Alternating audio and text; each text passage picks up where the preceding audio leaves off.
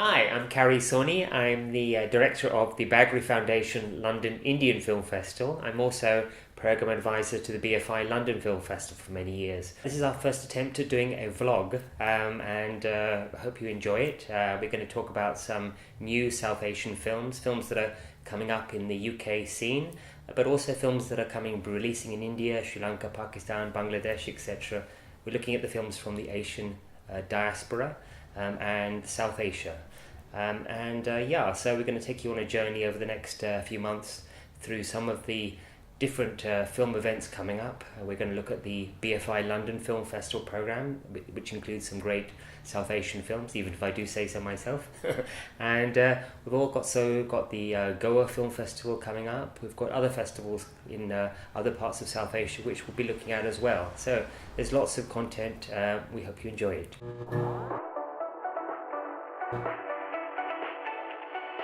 So after the Bagri Foundation London Indian Film Festival finished in June, I headed straight off to Mumbai and other parts to look for new South Asian content, new films for the BFI London Film Festival. And it was quite an amazing experience this year. There's just so much content coming out of South Asia, and filmmakers were basically sending me their films from all over South Asia and further afield, from Toronto, from US, all over the place to the London Film Festival, so it was a great experience watching back-to-back movies, maybe 8 features a day, shorts, etc. So that includes some great documentaries. Starting off, I thought we'd talk about Majidi's film. He's an Iranian director who shot a film in India, and it's produced by ZSL, which is obviously a big production company in Mumbai. We were, thanks to a lot of help, we were able to track this film down. Very few people had seen it, so we were one of the first people in the world to see this film for the London Film Festival. The film is called Beyond the Clouds. It's an Iranian-Indian co-production, pretty much an Indian-produced film with director Majidi, who did Children of Heaven, which he's very famous for. The film is set within the kind of underbelly of Mumbai, a bit like Slumdog Millionaire in its context, but a very different type of film. It's very much a feel-good film, surprisingly. It's a film about a young drug dealer who's a kind of rebels without a cause sort of thing, looking for drugs, running around on fast motorbikes with his mates and getting into all sorts of trouble. However, he searches out his long-lost sister, and his sister has her own problems, but when he crashes at her flat and realizes that the two of them have many differences, but also they have a fractured childhood between the two of them. It's a very beautiful story. So all the kind of family values in a very delicate way are depicted, but it's never hits you over the head, and it's very much about love and the power of love transcending all sorts of tragedy. And so it's a very beautiful film. I'd recommend that, and it has its gala world premiere at the BFI London Film Festival. So I'm pleased to say that Anurag Kashyap is back, and he's back with a very strong film, Mukkabaaz, or as it's called at the BFI London Film Festival, it's called The Brawler. It's about a boxer who basically fights the odds to make his way. He wants to be world champion, but he has to first of all get through all the Indian bureaucracy and the lack of interest in sports in India, so there's a lot of social comment in the film. This boxer, this kind of brawler of a boxer, ends up kind of fighting his way through his life. He falls in love with the niece of his worst enemy, which is a really bad idea, and then who tries to scupper both his love life and his career, and so he has a double whammy, and he has to decide which one he wants, his love life or his career, or both. Obviously that's the ideal, and the film is that battle, that struggle, lots of street fighting, lots of great street songs. It's Anurag at his best, lots of dynamic story, and there's an amazing performance by Singh, who's basically changed his character body into this kind of amazing boxer, and having done a bit of boxing myself a long time ago, you can see that the moves, he's got the moves down pat, he knows what he's doing, it's believable. So anybody who was a real boxer would say I think they would say that was a really good representation of a boxer's life, particularly in India. So another film that I love in the festival is the film Abu, which is a documentary by Canadian director Arshad Khan. It's his first documentary feature. Again, really exciting to see new emerging talent in the festival. Arshad, tells a story, his own story about his family's journey from Pakistan, where he grew up as a young child, through to immigrating to Canada. So it's a story of migration, of immigration, and the many challenges that he faced. It's also a story about son's discovery of his own sexuality in that journey, and at the same time, arriving in Canada, living in Canada, the father becomes more conservative, more religious, following a religious dogma, whereas the son becomes more liberal and more embracing of LGBT rights and experience, and gradually comes out to his family. So there's a very powerful dichotomy of this one journey of one family, so definitely worth seeing. One of my personal favourites is an amazing film called Shiraz, which is an archival restoration this year. The BFI has restored this film.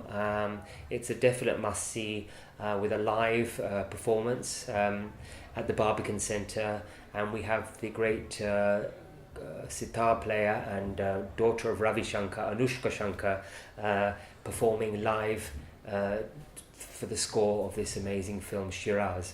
It's a 1928 silent epic. It's set around the creation of the Taj Mahal, a love story around the Taj Mahal, and it's a definite must-see. It was written by the Indian writer Niranjan Pal, who actually lived in Britain in the early 20s and wrote many theatrical plays. He then teamed up with the great producer and actor Himanshu Rai. You may have heard of films like Throw of Dice, Light of Asia, these films that came out in the kind of cutting edge of Indian cinema in the 1920s. Before anybody else, they were doing international co-productions. They were working in UFA studios in Berlin. They were dealing with companies in Munich, in London. These were the first international collaborations, way ahead of anybody else, and creating great epic movies. Some of them they're kind of exotic, obviously about lots of tiger hunts and tombs and maharajas and stuff like that, but given the time, they're gloriously kind of empowered and talking about an India which is a brave India, which was quite different from the times, certainly the times when the British Raj was projecting a very different India. So these films are definitely very rare and very worth watching.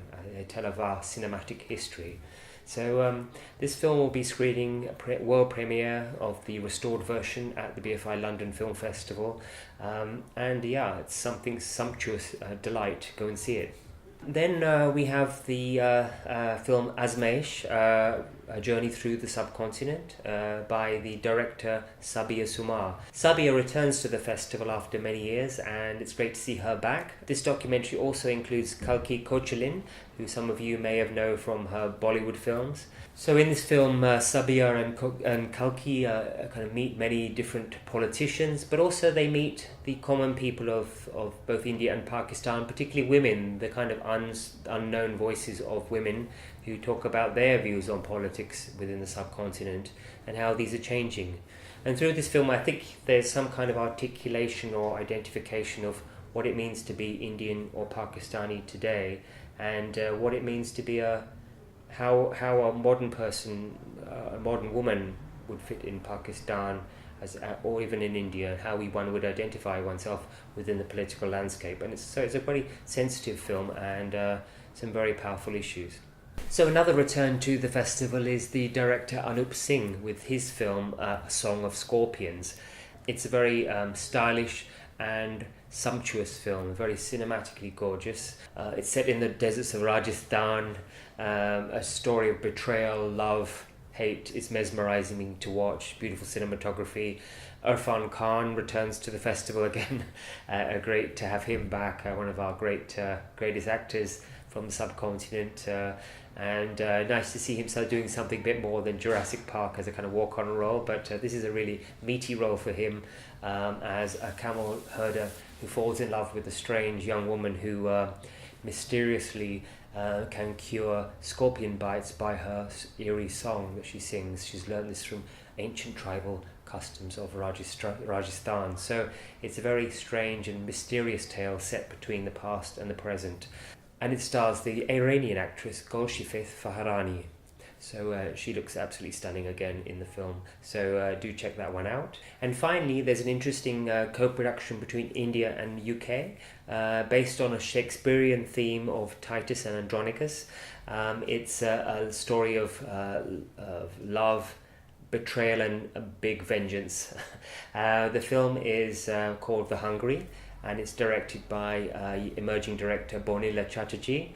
The film is set in the kind of the rich Havelis of India, and tells the tale of an older Don, basically played by the mighty Naseeruddin Shah. It's great to see Naseeruddin back as well, and the film is basically a film where of multiple vengeances. There's just coming from every direction. There's betrayals and vengeance throughout the film, all set around the coming of a marriage, and definitely an interesting film to watch. So there's plenty of other films in the BFI London Film Festival, which starts on the 4th of October.